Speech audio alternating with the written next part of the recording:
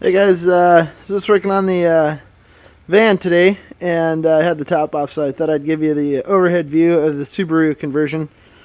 You can kind of see here, zoom in a little bit. It's not all super shiny and stuff like some of those fancy ones you see on the rest of YouTube, but this one's a rebuilt 2.5 liter out of a Subaru 2.5 RS car. So it'll be about twice the horsepower, like I was talking about in one of my other videos. But you can see it fits in there nicely. Here's a good shot of the underside. I tried to get a good shot the other night with the iPhone, but I thought I'd get it with the better camera here. You can see the Subaru motor up there. That's the top of the head, or I should say the side of the head, basically, as it's sitting in the van. And this is the header that I got from not Go Westy, but Rocky Mountain Westy is the header here, and it seems to be good. As far as the oil pan goes, that's one key component to keeping your ground clearance at a good height. Let me see if I can give some more light here. So you see the oil pan here. This is the oil pan here with these fins on it. That is a aluminum oil pan from Small Car Company up here in Tacoma, and boy, I tell you what, that's a good hefty oil pan. The stock Subaru oil pan hangs down significantly lower and will take up a lot of ground clearance. So I ordered this one from Small Car. It seems to be really good and strong, and shouldn't have any issues. And they do shorten it, so you get your stock ground clearance back. The other key component that came with that kit from Rocky Mountain Westy is this. You can see this black, this bar here. Here's where it mounts to the frame, and then this carrier bar carries across over there, and you can see back here where the Subaru engine mounts are. And their kit uses the actual original Subaru mounts. Let me get a focus on that. Uses the original Subaru mount spots, which is kind of cool. I like the way that is. So, anyways, yeah, that's the underside of the Subi and how it all fits in there. And you can see more shots of the exhaust and how that's all set up in there. That all comes with the kit, so it's pretty complete kit. I was pretty happy with it. So everything went in pretty smooth. A lot of the concerns people have with doing conversions on Vanagons in the Westfalia is the ground clearance issues. Some motors are different. There's some that take up a lot of ground clearance. I actually didn't do any measurements to verify what my stock one was compared to what this one is, but it looks pretty good. I don't see anything that's going to necessarily become an issue underneath there. So I do like to do a little bit of off-roading and whatnot.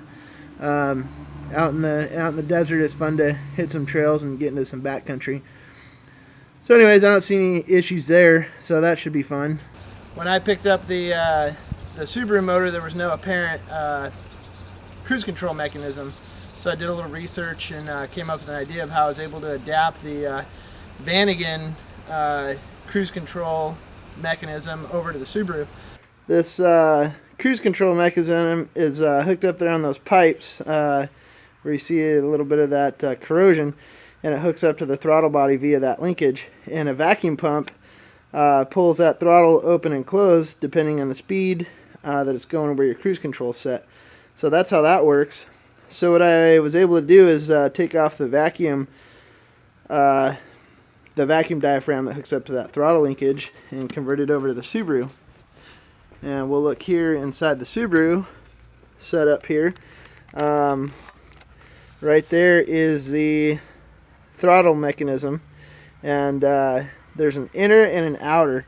That inside throttle assembly there is where the actual throttle cable is set, and it'll actually attach to that slot right there. I'm actually waiting on the throttle cable right now, so it's missing. Right next to it, the existing cable that you see there is going to be the cruise control cable, and it's set up there, and I routed that around here. It goes underneath here and back here to the back firewall, which you will find the let me zoom in here. There's the vacuum diaphragm that I took off the Vanagon, and I fabricated this bracket to mount to the back firewall and also hold the cable.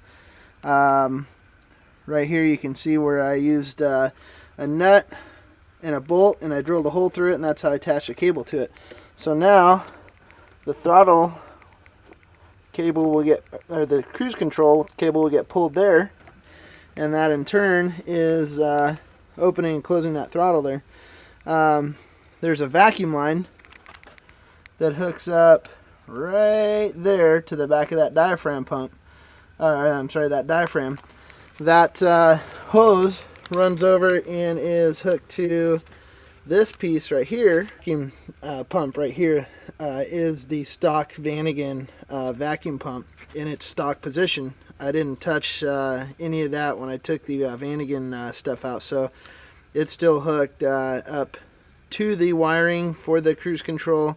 It's in the stock mount. I just simply ran the hose around to that section that I fabricated back here and hooked it up to the diaphragm. So essentially I'm using the full Vanagon cruise control assembly, and then just routed the cable over here to the firewall to hook up with the Subaru setup. So just wanted to clarify that as well.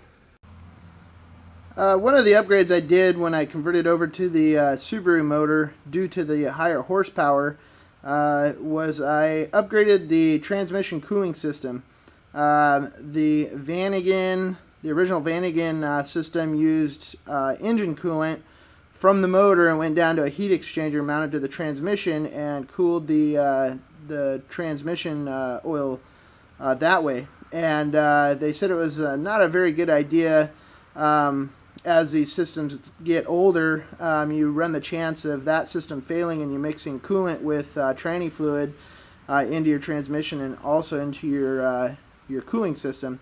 So small car company down in Tacoma also sells this setup where this is a transmission fluid cooler. It's just like a radiator, and they send you all the hoses and adapters and mounting plates. And makes it real easy on the transmission. Basically, you just take off that other heat exchanger I was talking about, and you hook up a couple hose fittings. And the hoses, they're actually attached to the transmission right now as we speak. But once I get this mounted underneath the Vanagon, then I'll just plug those hoses into those nipples, and we'll be ready to rock. And it's really necessary with that higher horsepower. Those transmissions work harder and build more heat, so you really need to have a system that is efficient in cooling this stuff. So that was the option I went with. They say to mount the that cooler just up underneath here in the front. It doesn't take a whole lot of air. It's not like you have to have it mounted on the front of the van, but just some air flowing up through underneath the van here. There's a slot up underneath here. It's kind of hard to show with the camera, but I'll eventually mount it up underneath there, just right up in here, and hopefully that'll take care of the transmission cooling situation. As you guys may have noticed, the reservoir bottle is it's a coolant reservoir bottle is stock normally over here in this position, right down in here. With the Subaru conversion, this is one option, is to move it over here. Not that it fits any better over here, but I think it really makes for the simplicity of the cooling system. All the cooling hoses now are located over on this side of the motor. I'm really impressed with the way the Subaru cooling system really adapts to the Vanagon. Luckily, there's been a lot of other people before me and doing the research that's really got this system all figured out. So what I'm looking for to get out of the Subaru conversion is some better reliability. You know, I was really lucky that on my 5-week road trip in the spring that I didn't lose the motor that I had, that I didn't lose it on that trip. Otherwise, I would have been really SOL. So I'm looking for better reliability. You know, if I were to jump in a 2000 whatever Subaru, I wouldn't have any issues driving across country. In my 91 Vanagon with a worn out 2.1 liter with 200,000 miles, it's a little bit questionable. So looking forward to the reliability. Also looking forward to the horsepower. This thing couldn't hardly get out of its own way. Any incline anywhere, you're slowing down to 40, 45, 50 miles an hour on the freeway. On the way down to Bonneville, on the way down there, I was with a whole train of trucks, pickup trucks, and every incline we came to, there's the Vanagon, 40, 45 miles an hour, way in the back of the pack, and they're having to wait for me. So rumor is with the Subaru motor and twice the horsepower, mountain passes are not a problem, so definitely looking forward to that. Also, fuel mileage, I don't know. I've heard with the 2.5 liter versus the stock 2.1, you got more horsepower, which usually means better fuel mileage when you're powering such a heavy vehicle.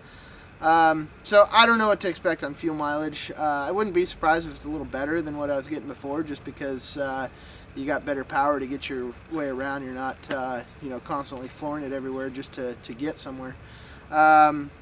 So yeah, I mean, as far as reliability and parts, I've heard a lot of questions. Oh, well, you just bastardized your van, and now you're not going to be able to find parts. Well, if I've got a motor issue, then I look for parts for a 2000 2.5 RS Subaru. If it's a van issue that I'm having, then I look for Vanagon parts. So I really don't feel that that's really going to be an issue in this whole situation. So anyways, looking for better drivability. I think it's going to be pretty good. So yeah, that's what I got on the Subaru conversion. Hopefully that puts some more insight into what I'm dealing with the conversion, and anybody else that might have the question out there. So definitely recommend it if your van's coming down to needing a motor. I hear a lot of people wanting to go diesel. Diesel, I guess, would be cool. It kind of seems like it's a little more experimental when it comes to diesel. I know there's a lot of people that have done it, and it gets great fuel mileage. It doesn't sound like the horsepower is quite as good. That's why I opted with the Subaru 2.5. There's lots of people doing it. There's tons of information on the internet. So it's kind of a proven theory that this is really good and reliable. So I went that route. Diesel's cool. They do the 2-liter Jetta motors as well. That's cool. This offered a little more horsepower than that. So not that I want a hot rod, but definitely after you guys have driven one of these, you know that having more power is a good thing. So looking forward to it, and I'll give you guys an update as soon as this thing starts up and it's running. You guys will be the first one to know about it. So anyways, peace out. You guys take care.